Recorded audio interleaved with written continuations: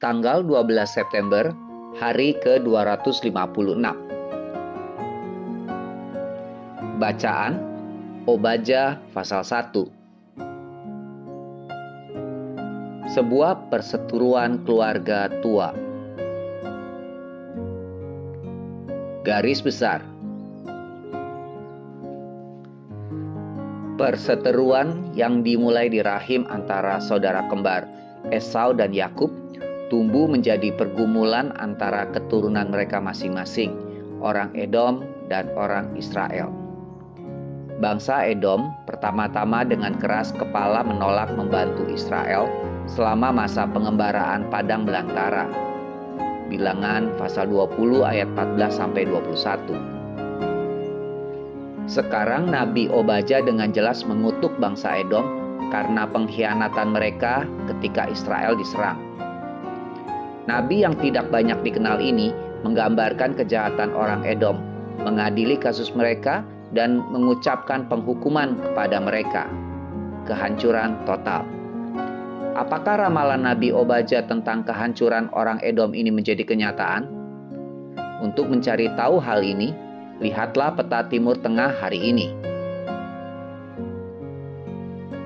Renungan harian. Perseteruan keluarga, definisi pertama.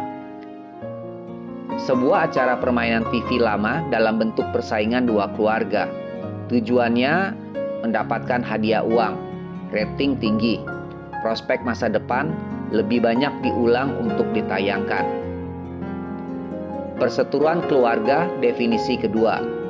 Pertentangan pada zaman kuno antara dua negara bersaudara. Tujuannya melestarikan kebanggaan pribadi. Rating rendah. Penonton satu, yaitu Tuhan sendiri. Prospek masa depan akan segera dibatalkan. Ayat 10. Betapa tragisnya perselisihan antara Esau dan Yakub. Sebuah pertentangan yang terus-menerus dalam kehidupan mereka sendiri. Kejadian pasal 32 dan 33. Selanjutnya muncul kembali dalam bentuk kecemburuan dan kebencian yang pahit antara bangsa-bangsa keturunan mereka. Anak-anak Esau mempertahankan permusuhan mereka terhadap Israel lebih dari 1000 tahun. Bagaimana dengan keluarga dekat Anda? Adakah seseorang, saudara laki-laki, saudara perempuan, orang tua, anak, menantu, di mana Anda terlibat dalam perseteruan keluarga? Biarkan Mazmur 133 menunjukkan kepada Anda berkat-berkat yang dapat diterima dari penyelesaian konflik itu dan hidup dalam harmoni dengan keluarga Anda. Belajarlah dari tragedi Edom. Membenci orang lain seperti membakar rumah Anda untuk mendapatkan tikus. Pendalaman. Batu nisan Edom. Obadja pasal 1 ayat 1-21.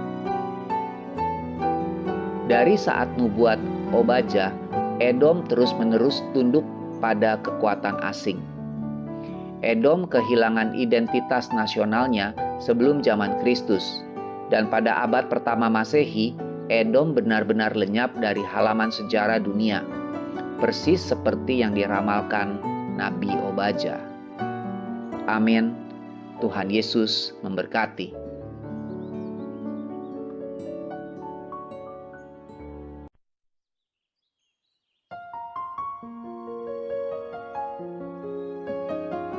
Kitab Obadja. Obadja pasal 1. Nubuat tentang Edom. Penglihatan Obadja. Beginilah firman Tuhan Allah tentang Edom. Suatu kabar telah kami dengar dari Tuhan. Seorang utusan telah disuruh ke tengah bangsa-bangsa. Bangunlah, marilah kita bangkit memeranginya. Sesungguhnya, aku membuat engkau kecil di antara bangsa-bangsa. Engkau dihinakan sangat. Keangkuhan hatimu telah memperdayakan engkau. Ya, engkau yang tinggal di liang-liang batu, di tempat kediamanmu yang tinggi. Engkau yang berkata dalam hatimu, siapakah yang sanggup menurunkan aku ke bumi? Sekalipun engkau terbang tinggi seperti burung Raja Wali, bahkan sekalipun sarangmu ditempatkan di antara bintang-bintang, dari sana pun aku akan menurunkan engkau. Demikianlah firman Tuhan. Jika malam-malam pencuri atau perampok datang kepadamu, betapa engkau dibinasakannya. Bukankah mereka akan mencuri seberapa yang diperlukannya? Jika pemetik buah anggur datang kepadamu, bukankah mereka akan meninggalkan sisa-sisa pemetikannya? Betapa kaum Esau digeledah, betapa harta bendanya yang tersembunyi dicari-cari. Sampai ke tapal batas engkau diusir oleh semua teman sekutumu. Engkau diperdayakan, dikalahkan oleh sahabat-sahabatmu. Siapa yang makan sehidangan dengan engkau, memasang jerat terhadap engkau. Tidak ada pengertian padanya. Bukankah pada waktu itu, demikianlah firman Tuhan, aku akan melenyapkan orang-orang bijaksana dari Edom, dan pengertian dari pegunungan Esau. Juga para pahlawanmu, hai Teman, akan tertegun, supaya semua orang di pegunungan Esau lenyap terbunuh.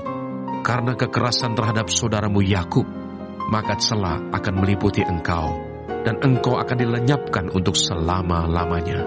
Pada waktu engkau berdiri di kejauhan, sedang orang-orang luar mengangkut kekayaan Yerusalem, dan orang-orang asing memasuki pintu gerbangnya, dan membuang undi atasnya, engkau pun seperti salah seorang dari mereka itu. Janganlah memandang rendah saudaramu pada hari kemalangannya, dan janganlah bersukacita atas keturunan Yehuda pada hari kebinasaannya, dan janganlah membual pada hari kesusahannya. Janganlah masuk ke pintu gerbang umatku pada hari sialnya. Bahkan janganlah memandang ringan malapetaka yang menimpanya pada hari sialnya. Dan janganlah merenggut kekayaannya pada hari sialnya. Janganlah berdiri di persimpangan untuk melenyapkan orang-orangnya yang luput. Dan janganlah serahkan orang-orangnya yang terlepas pada hari kesusahan. Sebab telah dekat hari Tuhan menimpa segala bangsa. Seperti yang engkau lakukan, demikianlah akan dilakukan kepadamu. Perbuatanmu akan kembali menimpa kepalamu sendiri. Sesungguhnya, seperti kamu telah minum di atas gunungku yang kudus, segala bangsa pun akan minum dengan tidak henti-hentinya. Bahkan, mereka akan minum dengan lahap, dan mereka akan menjadi seakan-akan mereka tidak pernah ada. Keluputan hanya di Sion. Tetapi di gunung Sion akan ada orang-orang yang terluput, dan gunung itu akan menjadi tempat kudus, dan kaum keturunan Yakub akan memiliki pula tanah miliknya. Kaum keturunan Yakub akan menjadi api, dan kaum keturunan Yusuf menjadi nyala api, dan kaum keturunan Esau menjadi tunggul gandum.